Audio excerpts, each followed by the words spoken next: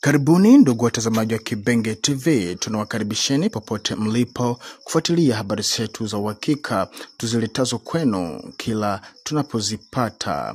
Na kwa mara nyingine tena siku ya leo tarehe 13 Aprili mwaka 2025 tutakwenda kuwazungumzia kuhusu hali ya usalama inayoendelea katika mashariki mwa Jamhuri ya Kidemokrasia ya Kongo, hususan katika jimbo la Kivu ya Kusini. Na kule tarafani Fizi katika sekta ya Nganja na ya Mtambala kumetokea mapigano makubwa katika vijiji vya Rugezi, Bigaragara, Kakangara na Turunge. Na mapigano hayo yamehusisha wapiganaji wazalendo wa CNPSC dhidi ya wahasi wa M23 wanaojiita Twirwaneho, Red Tabara na Ngumino.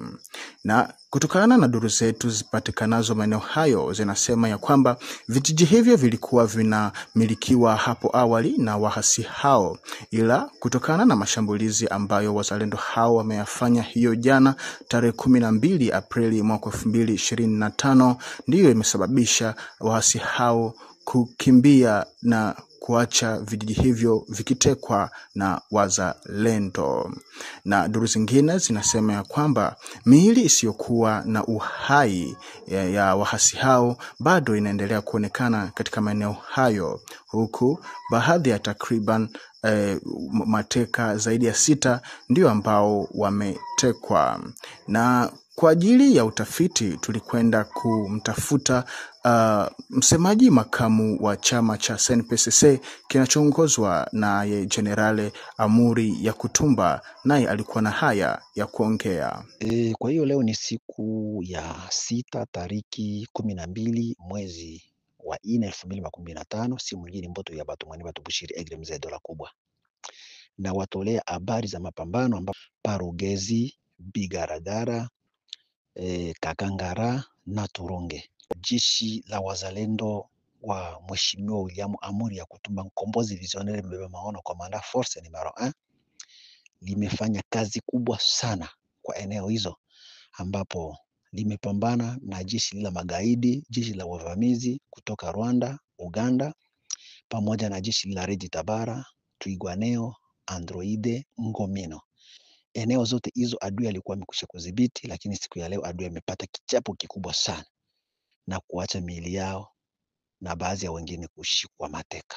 Asante ndugu watazamaji, kama mlivyomsikia bwana dola kubwa, hivyo ndivyo mambo yalivyofanyika, ama ndivyo jinsi mapambano yalivyopitikana maeneo hayo, na tuendelee kuatia wazalendo hawa katika mikono ya Mungu. Wa marahia ambao wapatikanao pande hizo waendelee kuwasaidia na kuwarahisishia hawa watu kazi yao ya kuvikomboa vijiji vyetu iwe inafanyika kwa hali nzuri na ushindi unapatikana kabisa bila changamoto nyingi. Na kitu kingine ni kwamba kama kuna watu rahia wa moyo mwema ambao wanaweza wakajua sehemu ambapo waasi hao wako wanatega mabomu ama wako wanajificha, wawe wanafanya kampeni za kuwatoa, za kuonesha kwa wazalendo ya kwamba watu hawa wako sehemu fulani, wako sehemu fulani, na wewe pia utakuwa umechangia kwa uzalendo kupigania nchi yako, maana hatuna nchi nyingine isipokuwa hii Jamhuri ya Kidemokrasia ya Kongo ambayo ndio nchi yetu mama.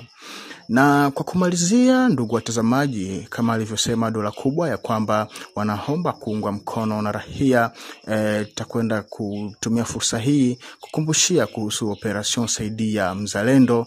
Unajua kumuunga mzalendo mkono sio tu kumpigia makofi, lakini ujue kwamba kule vitani ana haja ya kula, ana haja ya matibabu na vinginevyo. Kwa hiyo michango tunakumbushia kama bado inaendelea, na namba ziko hapo kwenye screen. Kidogo ukipatacho, ndugu mwenye roho mwema, ndugu mwenye roho ya kizalendo na uzalendo kwa ndani mwako, jaribu kuzitumia kwa kutu contact ama kutuma kidogo ulicho nacho, nacho kitawafikia wazalendo kwa ufasaha.